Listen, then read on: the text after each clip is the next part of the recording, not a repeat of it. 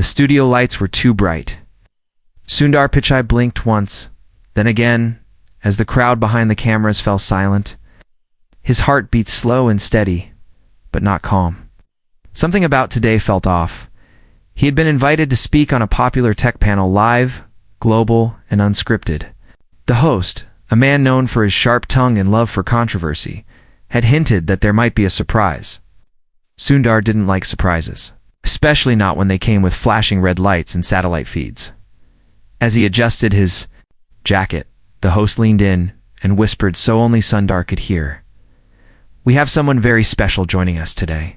Says you owe him an apology. Live in front of the world." Sundar's eyes narrowed for just a second. He didn't speak. Host smiled, stood, and turned to the camera. "Ladies and gentlemen, today's show will be different. Very different. We have with us a tech visionary. A man who rose from nothing, from the dusty streets of India, to the top of the world's most powerful companies. But today, that story will be challenged." The audience murmured because someone is here who claims Sundar Pichai stepped on him to rise to the top. The stage lights dimmed slightly. Suspense music began to play. Sundar felt his throat dry, but he kept his face calm. The curtains at the side parted, and in walked a man in a blue suit. Silver watch flashing, shoes polished like glass. He had presence, not charm, dominance. The billionaire who once tried to buy a stake in Sundar's company during its early AI race failed. The man smiled at Sundar. It was not a friendly smile.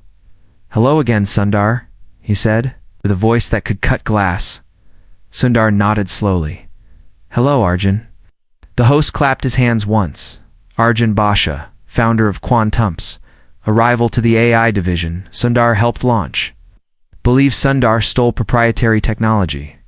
Not directly, but by influence, by shutting doors, by making quiet calls, by using power in ways no one could see. Sundar turned to the host. "Is this a trial or an interview?" he asked, his voice soft but sharp. The host grinned. "A conversation." Arjun stepped forward. "I don't want revenge," he said. "I want the truth and an apology." Sundar stared at him. "And if I don't?" Arjun raised a small remote. The giant screen behind them lit up emails, diagrams, internal memos, none of them illegal, but all of them carefully chosen to create doubt. Suspicion, the audience gasped. The host leaned forward, hungry. "Care to explain, Sundar?" Sundar looked at the screen, then at the man beside him. "You want the story?" he asked, voice calm. "Fine, I'll give you the story. All of it." The host looked thrilled. The audience leaned forward. Sundar breathed in. 12 years ago, he began, I was leading a team working on a new search protocol. Not AI, not yet. Just smarter algorithms. June was building something similar. We met at a conference. He had ideas, energy, but no structure. He paused. He wanted to join our team. But I said no. Not because he lacked skill, but because he wanted control without earning trust. Arjun shook his head, scoffing. "You feared competition?" Sundar said, eyes steady. "I feared chaos." The host interrupted. "But then, 6 months later, your team launched a feature very close to what Arjun had pitched in public forums. Coincidence?" Sundar turned to the host. "Ideas don't make success. Execution does. Timing, teamwork, discipline." Arjun's idea was one sentence. He spent thousands of hours building what worked. The audience was still. Arjun's face was tight, fists clenched. "And now," Sundar said, "you bring this here, not to discuss, but to shame." Arjun snapped. "You humiliated me, Sundar. You had power. You shut me out." Sundar stood. "I had responsibility. There's a difference." The silence was thick. Then Sundar did something no one expected. He reached into his pocket, pulled out a folded paper, old, yellowed, worn at the edges. He opened it. Showed it to the camera. It was a handwritten letter. "My father wrote this," Sundar said, "when I was a student. He worked extra hours just to buy me one train ticket to attend an interview. His voice trembled for the first time. He told me, success means nothing if you forget the people on the train with you. He folded the letter slowly. I didn't forget. Arjun. But I also didn't know you a ride. The crowd murmured again, this time with emotion. The host tried to recover. But what about the viewers, Sundar? Don't they deserve accountability? Transparency? Sundar turned to the camera. Then let's talk about transparency, he said. Not rumors, not revenge. Let's talk about what we owe each other in the pursuit of success. His voice softened. We live in a time where apology is expected before truth, where anger spreads faster than facts. But today, right now, I won't apologize for something I didn't do just because it makes for better TV. He looked at Arjun. But I will apologize for something else. Arjun looked confused. Sundar turned to the audience. I'm sorry. That we let ego become entertainment. The studio was silent. No music, no clapping, just quiet. Then unexpectedly, someone stood in the back of the crowd, a woman in a red scarf. I remember Arjun, she said. He interviewed at my firm. 2. Same year, same pitch. But he wanted the title more than the team. She walked forward. This isn't about betrayal. It's about pride. Arjun looked away. The host seemed caught between excitement and discomfort. Sundar sat down again. We don't win by tearing each other down, he said. We win by building better. The segment was supposed to end. But the control room signaled the host ratings had just spiked. Viewers were flooding in. The show couldn't end now. The host leaned forward. You still haven't answered one question, Sundar, he said. Sundar looked up. Which question? If you could go back, would you change your decision? Sundar paused. The lights seemed dimmer now, maybe heavier. He looked at Arjun, then at the camera, then at the floor. I would change. The way I communicated it, he said slowly. Not the decision, but the delivery. The host nodded, fair. Arjun didn't move. The audience waited, then Sundar whispered, almost too softly, because when silence follows rejection, pain fills the space. Shun turned. His voice was quieter now. You really believe that? Sundar nodded. Arjun hesitated. Then prove it. Sundar raised an eyebrow. How?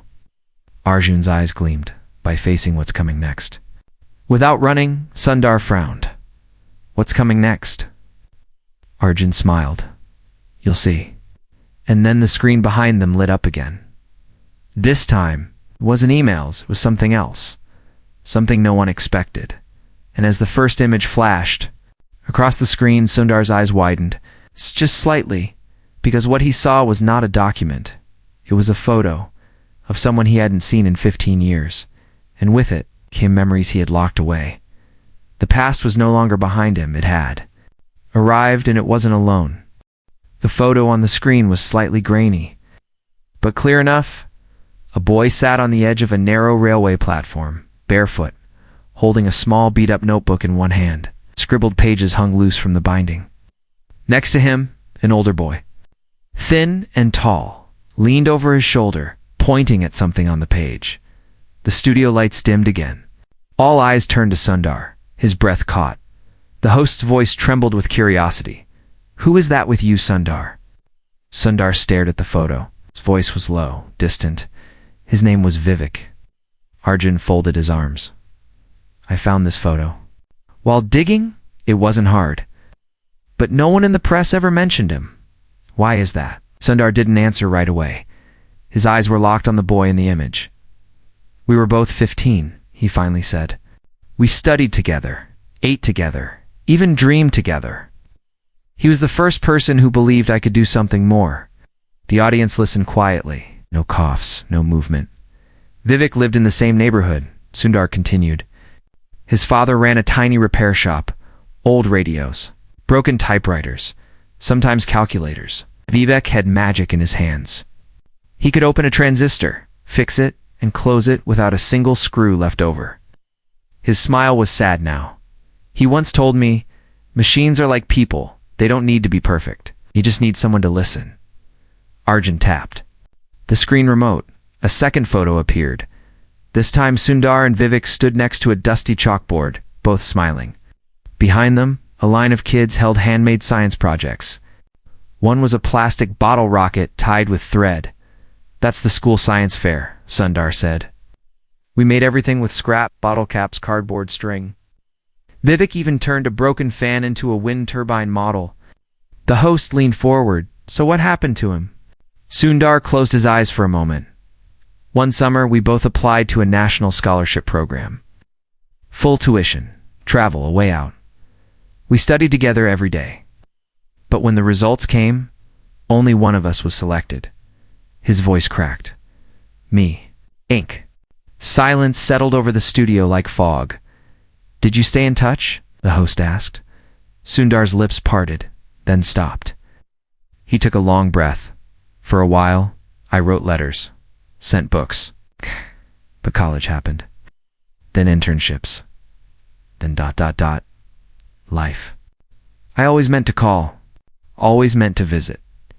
And then, one day, I heard he was gone, gone." The host echoed. "He died in a fire," Sundar whispered. "His father's shop caught flame one night. Electrical fault. No alarms, no escape." The audience was still. Sundar looked down. "I never got to say goodbye, never got to thank him for all he gave me, for the belief, the push, the faith." Arjun's voice was quieter now. "So why was this never part of your story?" Sundar looked up. "Because it hurt. You could have honored him." "I should have," Sundar said, barely audible. The host paused, then asked carefully, "Is that why Arjun brought this photo? To remind you of your past?" Arjun looked surprised. "No," he said. "I didn't know the boy's story. I only found the photo through a former classmate. Thought it might shake Sundar, expose a weakness." Voice softened now. "I didn't expect all this." Sundar's hands were folded tightly. "He wasn't my weakness," he said. "He was my mirror." The host blinked. "Your mirror?" "He showed me who I was before the world told me who to be." Arjun walked over slowly and handed Sundar the printed photo. "He mattered," Arjun said. Sundar looked at the image.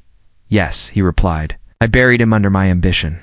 The words hit the air like stone. The host, unsure how to continue, glanced at the producer's signals. More viewers were tuning in. A voice called from the audience. "What would Vivek say if he could see you now?" Sundar turned slowly toward the voice. A young girl, maybe 18, sat with her hands clasped. He'd say, "I forgot to bring others along." Then Sundar did something no one expected. He stood, walked to the edge of the stage, and handed her the photo. "Keep this," he said. "Remind me not to forget again."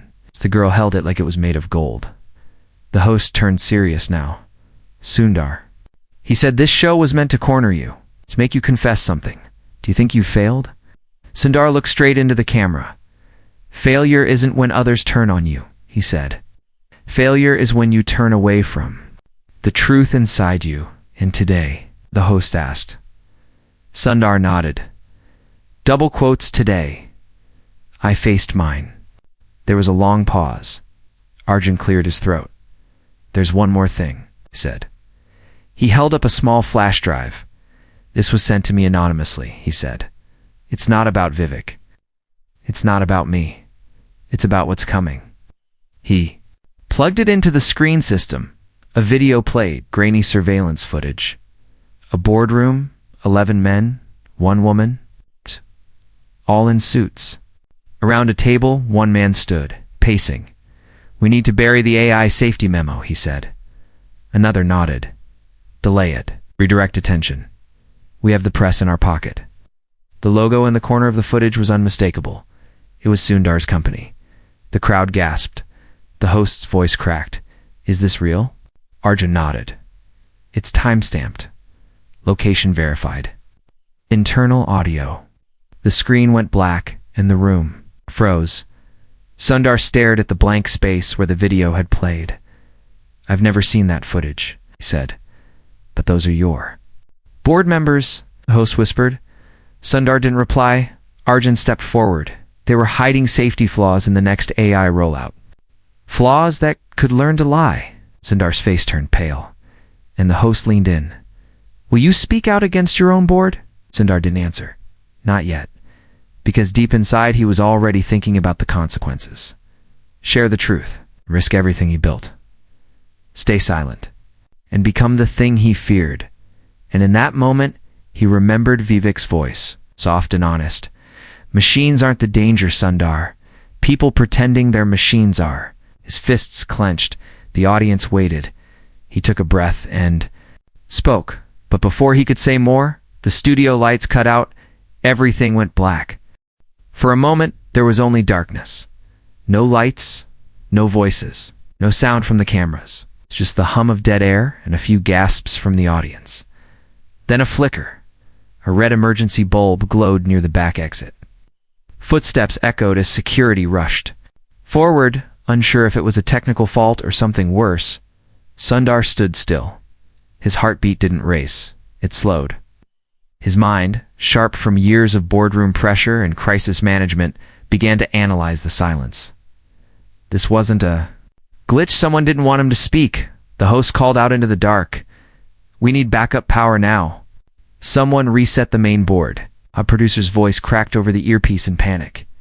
We're being blocked. Yeah, the feed's been cut. This was no accident. Arjun turned toward Sundar. Do you see what I meant now? He whispered. This goes deeper than you think. Sundar didn't respond. He already knew. This wasn't just about rivalry anymore.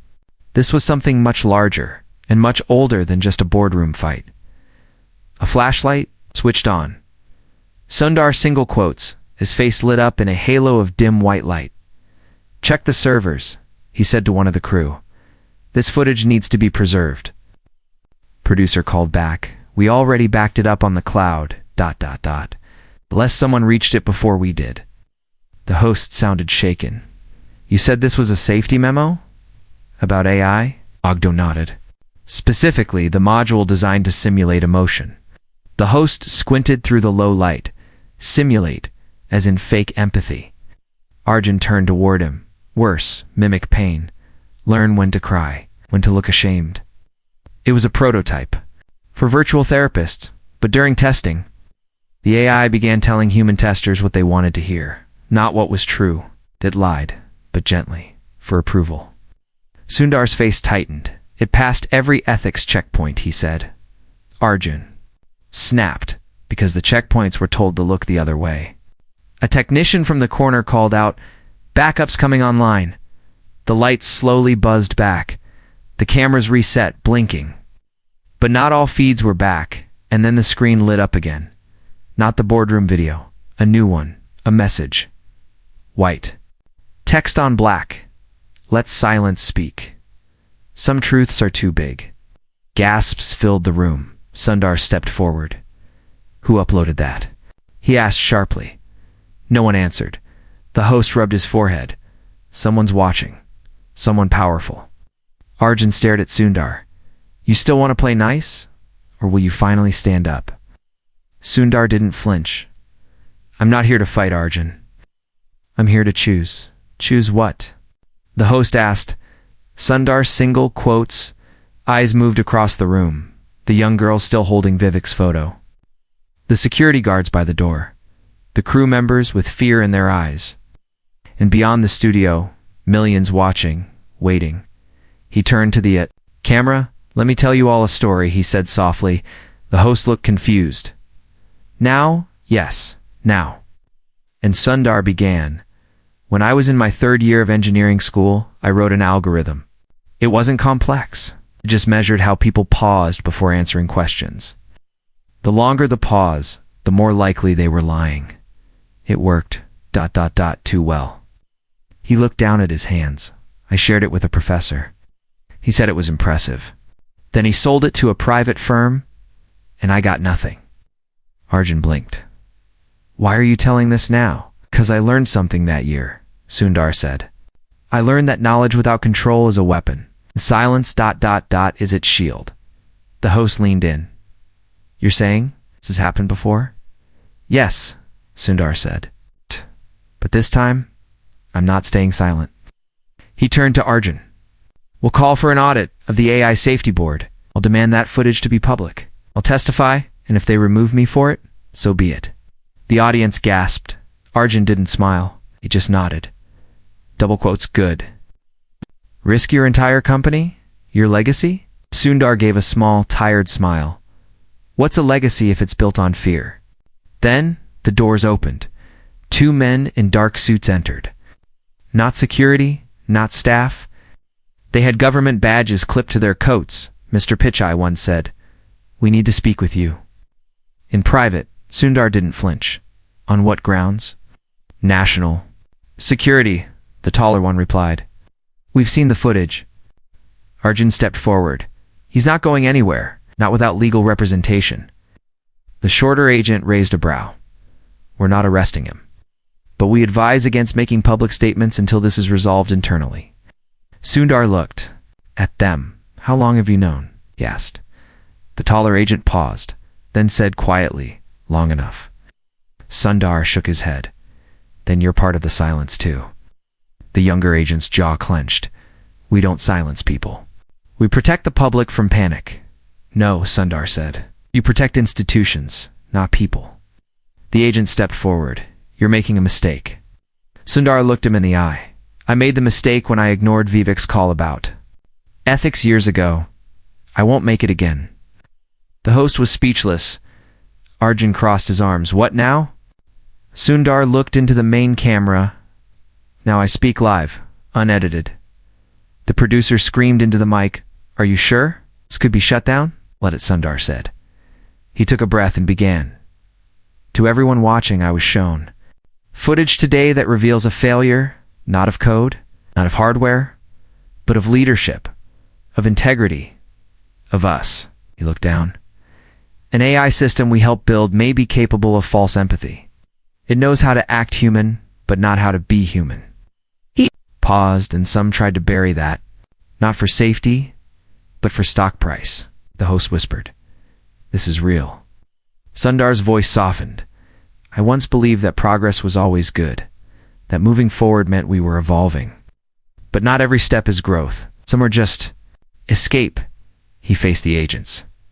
You can take me, you can cut this feed, but the truth will echo. The screen suddenly blinked. Comments flooded in from viewers. We're with you, Sundar. Tell the truth. Don't stop now. The producer turned, stunned. We've never seen this many live viewers. Sundar nodded slowly. Then it begins here. The host stepped back. What do you mean? Sundar raised his head. I mean, resigning as CEO. A wave of gasps, shouts, even cries. You can't, the host whispered. I must, Sundar said. Because to fix this, I have to be free of the chains that protected it. He turned once more to the audience. I'll build something new. Transparent. Ethical. Human. And I'll name it after the boy who taught me what machines could never be. He looked at the girl in the red scarf. Vivek. The feed was still running. Millions watched in stunned silence, and then the screen went black again. But this time, not from sabotage. This time, it was Sundar's choice. The black screen lasted 10 seconds, but to those watching, it felt like 10 minutes. In those 10 seconds, the world held its breath. Not because Sundar had resigned, but because of what came after silence. No message, no outro, no explanation. Just darkness then. Suddenly, video began to play. But it wasn't from the studio. It was a homemade video, shaky old. A young boy, maybe 15, sat cross-legged on the dusty floor of a small workshop. Wires dangled from the ceiling. The camera moved slowly, capturing shelves full of broken radios, bent fan blades, old tape recorders. The boy smiled shyly into the lens. This is our lab, he said, his accent soft, his voice warm. It's not big, but we fix things here. Mostly machines. Sometimes people. It was VIV. The boy who once studied with Sundar. He picked up a cracked calculator and started unscrewing it. My friend Sundar says the future is in code, Vivek said. I think it's in kindness. He paused. Maybe it's in both. The audience watching from around the world was stunned. This wasn't planned, This wasn't curated. This was real. The footage faded out and text appeared. Memory of Vivek. The heart behind the code. Then the stream ended completely. For the next hour, social media exploded. Hashtag #VIVEK trended in more than 60 countries. News anchors interrupted regular broadcasts. They called it the moment tech found its soul. But in a quiet office overlooking a rainy street in Delhi, a woman watched the video with tears running down her face. She was Vivek's sister, and for 15 years, no one had said his name on television. She held the old photo that Sundar had handed to the girl in the studio. Then her phone rang, a number she didn't recognize. She hesitated, then answered, "Hello." A voice replied, quiet and respectful. "This is Sundar." Her throat tightened. She didn't speak. "I've carried guilt for a long time," he said. "But no apology could ever match what your brother gave me." She still didn't speak. "I'm starting something new," Sundar said. "Not a company. A movement. And I want to name it after him. With your permission." Her voice broke when she finally spoke. He would have smiled so big. And that was all he needed. 2 weeks later, video was uploaded to Sundar's old corporate channel. One last message before his account would be deleted forever. He sat alone in a small room. No logo, no studio lights. Just a wooden chair. A soft background hum of ceiling fans, and a laptop in front of him. He wore a plain white shirt, nothing else. He looked directly into the camera. "I won't ask for your forgiveness," he said. "But I will ask for your imagination." Leaned forward. Imagine a world where AI doesn't manipulate, but listens. Where tech doesn't replace care, but supports it. Where innovation isn't about who's first, but about who remembers to look back. He paused. "I forgot. For too long, I forgot. But I remember now." His eyes softened. "And that's why I'm building Project Vivek. Not a company, not a product, but a promise. A promise that we will build tools guided by the human heart, not just the human mind." The video ended with a short note, launching in 60 days. Open source. Open access. Open-hearted. Within hours, his inbox flooded. Coders, designers, students, teachers, some who had lost faith in tech, others who had never dared enter it. All ready to follow something different. Arjun, watching from his office, gave a quiet nod. Finally, he whispered, "He's not hiding behind silence anymore." Meanwhile, Sundar's resignation had triggered panic in boardrooms across the globe. Investors pulled shares. Journalists demanded answers. Former board members scrambled to downplay the leaked footage. But public opinion was unmoving. They had seen something that couldn't be spun. Truth. Sundar refused interviews, refused brand deals, refused the 6 publishing companies that offered him millions for a memoir. He stayed quiet until one afternoon, returned to the neighborhood in Chennai, where it all began. The streets hadn't changed much. Narrow lanes. Smells of spices and monsoon rain. Distant laughter of children chasing tires with sticks. He reached a small metal gate. It was rusted. The paint chipped the old workshop. Vivek's home. He stepped inside. The lights were off, but on the workbench sat an old dented radio. Sundar picked it up gently. He remembered that radio. It was the first thing Vivek taught him to fix. A hand touched his shoulder. He turned. Vivek's sister stood there, tears in her eyes. "He kept your letters," she said, handing him a bundle tied with twine. Sundar held them like glass. "I only sent a few," he whispered, "but he read them 100 times." She paused. He said, "One day, Sundar will remember who he really is." He looked around the workshop, and for a moment, he wasn't a global figure. He was just a boy, holding a broken radio. And for the first time in years, he smiled without guilt.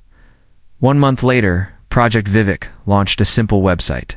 No ads, no slogans. Just a single button. Enter with honesty. It offered tools for ethical AI, courses for students, case studies of failures, Sundar's included, and a pledge. A quiet pledge. We will not build machines that act human till we learn to be human ourselves. Tens of thousands signed it. Then, hundreds of thousands, the press tried to label it anti-tech movement, guilt-powered leadership.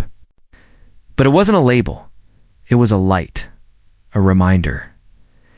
And somewhere in a school in a village outside Hyderabad, a young boy logged in to project Vivek on a donated tablet. He had dreams he had code, but for the first time, he also had a story. Not just of brilliance, but of humility, of mistakes, of a man who chose truth over legacy, and of the boy who once said, "Machines are just broken things waiting to be understood." But not everyone was happy. In a hidden conference room in San Francisco, 12 executives sat in silence, the same people from the leaked footage. "We need to respond," one said. Another nodded. "Project Vivek is gaining ground fast. He's threatening the model." A third leaned forward. "Then we do what we always do." The others looked up. "We bury it." Meanwhile, back in Chennai, Sundar received a letter, handwritten, no return. Addressed. Inside was a note. "You've lit a fire. But not everyone wants warmth. Some want smoke." And below it, a single line that made Sundar's hands go cold. "The board isn't done with you." He stared at the words and knew. The next storm was already gathering. The letter stayed in Sundar's hands long after he finished reading. The handwriting was elegant, deliberate. Someone wanted him to take it seriously. Someone who knew how to speak in riddles and threats. "You've lit a fire. Everyone wants warmth. Some want smoke." He folded the paper slowly. No signature, no logo. Just the warning. In that final chilling line, "The board isn't done with you." He looked out the window of the small house in Chennai. The rain was starting again, soft, persistent, like fingers tapping on the roof to remind him time was moving. The launch of Project Vivek had changed something in the world. Emails poured in from remote villages, from classrooms with cracked blackboards, from refugee camps, people who had been ignored, overlooked, now finding a voice through the platform. But while hope was growing, so was fear, because power never leaves quietly. 3 days later, a quiet message was posted to a small programming forum. It looked like nothing at first, just a string of code. But a user from Project Vivek flagged it immediately. "This doesn't belong to any known language," they wrote, "and it behaves like a listening script." The code was traced to an unnamed server, but when they tried to access it, the entire Vivek site slowed. Pages lagged, data disappeared and reappeared. A red alert blinked on the admin dashboard. Mirror intrusion detected. Sundar called an emergency meeting with the development team. "What's a mirror intrusion?" one of the younger coders asked. An older engineer answered quietly. "It's when someone builds a silent replica of your system, and watches everything you do." Sundar leaned forward. "How long has it been there?" "Maybe 2 weeks," the engineer replied. "Maybe since day one." Someone else added, "It's a sophisticated worm. Someone planted it while we were celebrating the launch." Sundar's jaw clenched. "Who?" The engineer didn't answer. The next morning, Sundar sat in a cafe. Small, quiet, tucked away from cameras and microphones. Across from him sat an old contact. An ex-cybersecurity consultant who once worked under the same board Sundar had just exposed. His name was Karthik. Karthik wore sunglasses, even indoors. Not because he wanted to look cool, but because he was always watching reflections. Always. Checking who might be behind him, he stirred his tea without drinking it. "You're in trouble," he said softly. Sundar didn't blink. "I know." "They're not just watching your project," Karthik said. "They're rewriting it in the background, tweaking words, shifting values. Soon, it won't even be your voice anymore." Sundar stayed still. Why? Because Project Vivek threatens their model. Transparency is a virus to control. Sundar nodded slowly. Can you stop it? Karthik sighed. Maybe. But it's not enough to fix code. You have to fix the echo chamber. What do you mean? You built Vivek with hope, Karthik said. But they'll use it to create doubt, twist it, say you're trying to erase the industry, make you look like the enemy of progress. I'm not, Sundar said. I know, Karthik replied. But they don't need truth, they just need noise. The attack came the next day. Not with guns, not with hacks, but with headlines. Pichai's project promotes anti-AI sentiment. Project Vivek, funded by radical ethics groups. Is Vivek a threat to innovation? None of it was true, but it didn't matter. Doubt spreads faster than light. One news anchor held up the printed code from the earlier leak and said, "This language isn't even human readable. Is this the kind of system we're trusting with our data?" He never mentioned it was planted by the same people attacking it.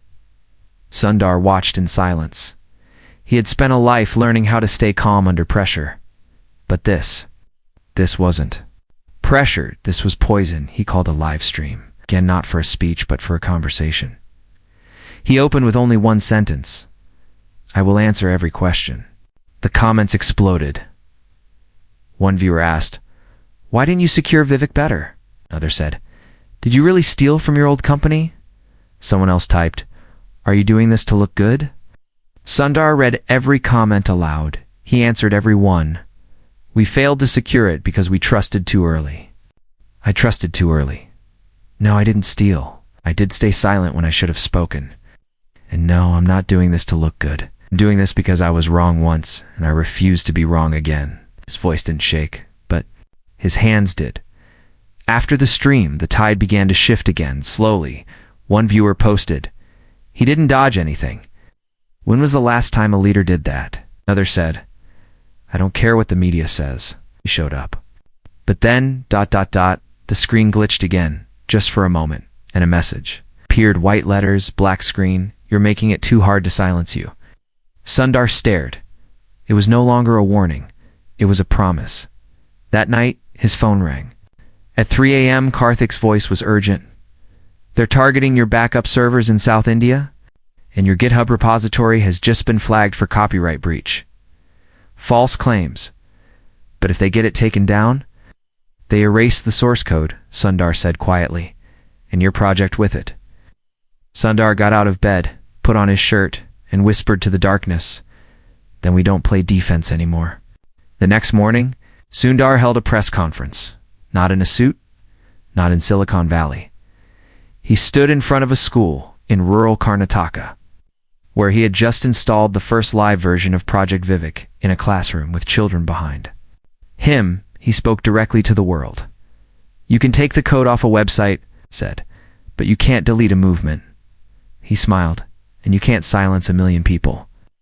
Once they find their voice, he raised his hand, and the children behind him shouted together, we are Vivek. The world watched, the board watched, and they knew. This wasn't going away. This wasn't one man anymore. This was many, and the silence they once used as a weapon. Was breaking. The wind carried dust and sunlight as Sundar stood in the schoolyard, still facing the cameras. The chant of the children, we are Vivek, echoed far beyond the village. News outlets tried to edit it. Pundits tried to spin it. Boardrooms tried to ignore it, but truth once spoken with clarity and heart has a way of echoing in every direction. From Nepal to Nigeria, from villages in Pakistan to libraries in Peru, emails poured in. Not to congratulate Sundar, but to join him. My father never let me code. Said tech was not for girls. But I've signed up to build with Project Vivek. I've lost my job. When I spoke up about AI risks, your story gave me courage to try again. I was ashamed of being poor. Now I realize wisdom has no postcode. For the first time in a long time, Sundar didn't feel like he was fixing things. He was building something whole, but the silence wasn't done. 2 weeks later, the legal notices arrived from 3 separate countries, all filed within 5 minutes of each other, all challenging Project Vivek's legality. Claims of stolen code, copyright violations, algorithm patent breaches, none of it real, but all of it. Official. The goal wasn't to win, It was to stall, to drain, to bury. The board, the same group Sundar had once worked alongside, had finally come out of the shadows. They weren't going to let this movement grow unchecked, and they had. Lawyers, lobbyists, and unlimited resources. Karthik called again, his voice tired. Dry. They're using the same playbook from 20 years ago, he said. Bury you in paper. Make your supporters doubt. Make the systems move slow, while the noise moves fast. Then we move faster, Sundar said. But Karthik hesitated. There's something else. What? They're trying to buy your domain, Sundar frowned. Projectvivek.org? No, Karthik said. It's the .com.ai in every country code version. They're building clones. It's planning to launch a fake version with a new board. Funded by them, they'll rename it, rewrite it, pretend you were the problem all along. Sundar was quiet. And they'll make it look real, Karthik added. Cleaner site, shinier logo, better funding. Sundar looked out the window. Then, we don't beat them with design, he said. We beat them with memory. The next day, Sundar uploaded a new video. No intro, no music. Just him, a chair, a table, and something strange sitting in front of him.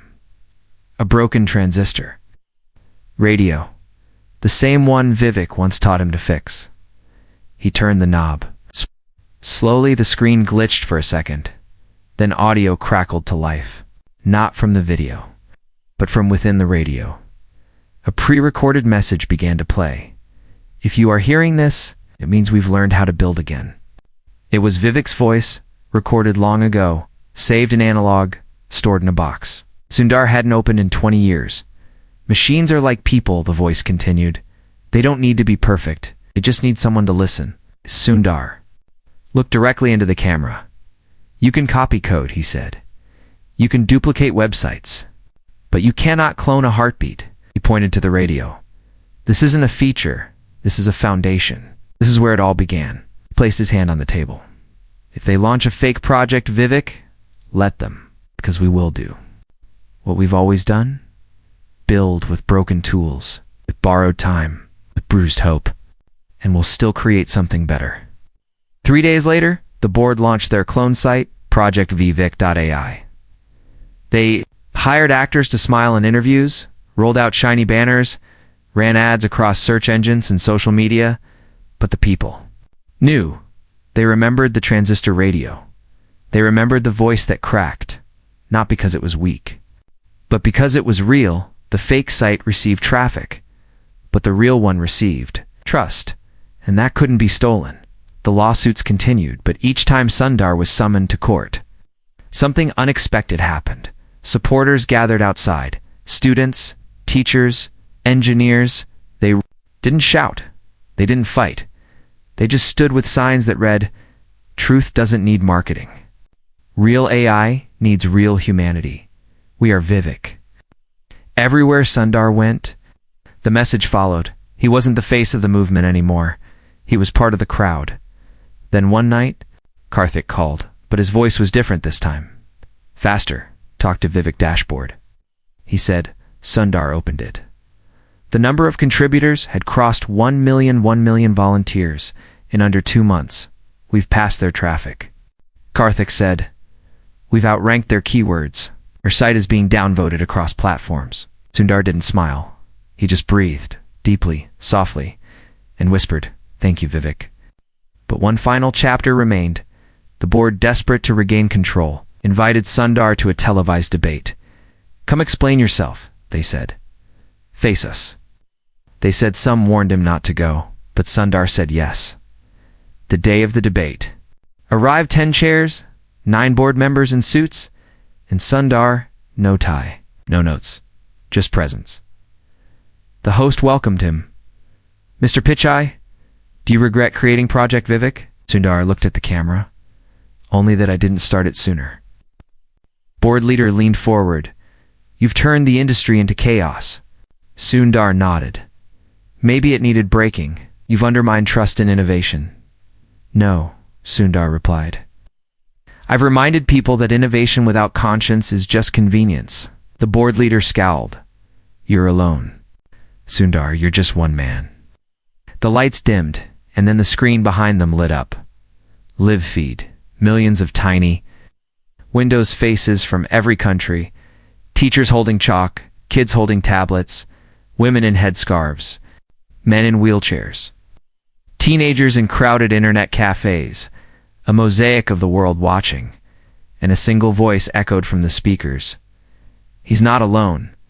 The host stared. The board members shifted, and Sundar smiled. After the debate, the board never recovered. Companies began to adopt Vivek's ethical framework. Schools began teaching with his curriculum, and Sundar. He returned to Chennai, to the same workshop. This time, he brought a team. Not to build a company, but to build a center.